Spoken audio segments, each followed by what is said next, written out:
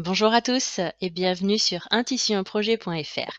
Aujourd'hui, je vais vous montrer une nouvelle fonctionnalité qu'on vient de rajouter sur la recherche de patrons. Il s'agit de cette case type de support dans laquelle vous allez retrouver cette liste de types de support, donc PDF, pochette, magazine, livre, projetable et mes conceptions privées.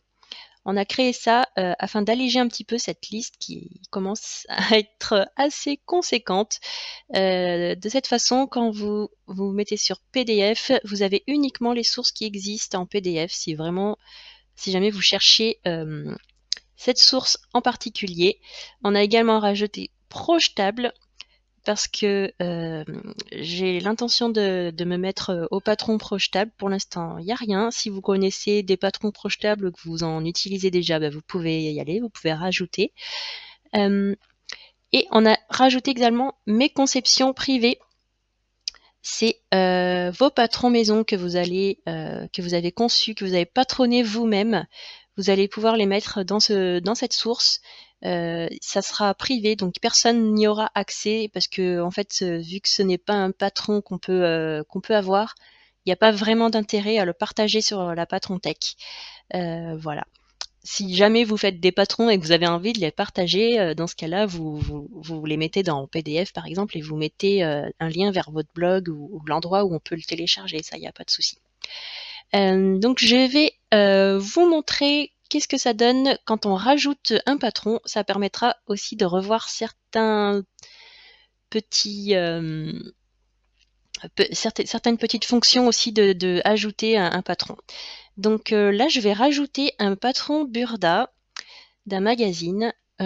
Pour Burda, je vais sur le site de Burda en russe. Alors, c'est pour avoir les photos, en fait, c'est le meilleur. Sur le site français, on trouve pas.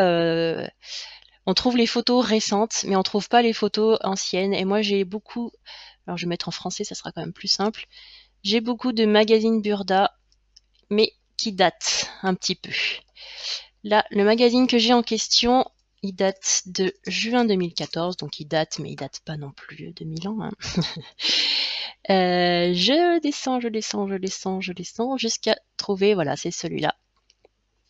Ma petite pochette. Et en fait, de cette façon, je vais avoir vraiment des belles photos. Alors, je vais rentrer ce modèle, qui est le modèle 102. Ah ben voilà. Non, mais qu'est-ce que c'est que ce travail, Pauline?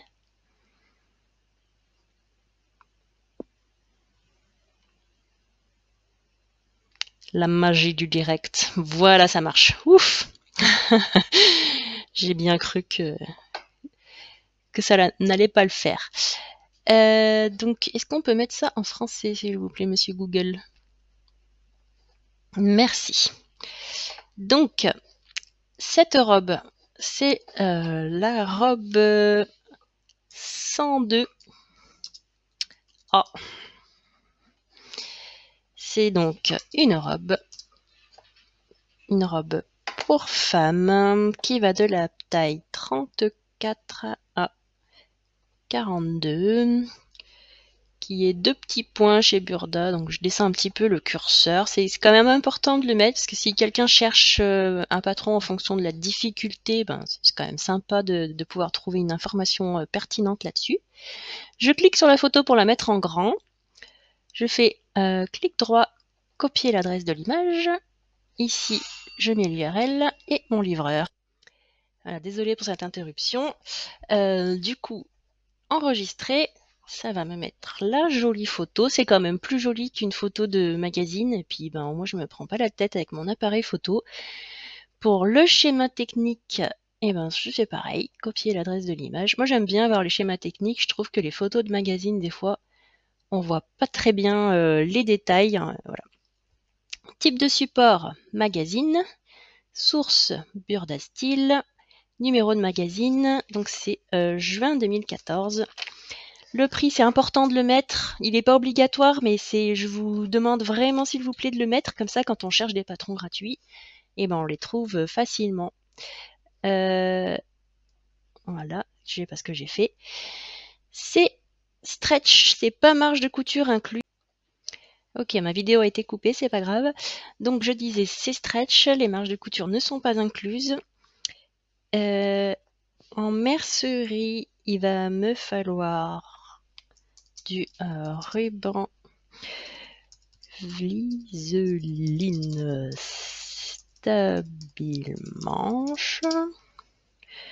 Et ils disent une aiguille jumelée. On fait ce qu'on veut, mais voilà, je le marque.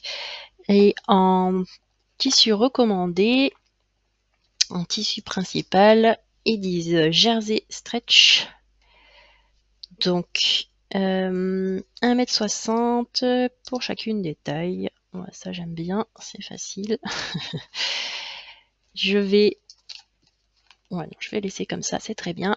J'enregistre.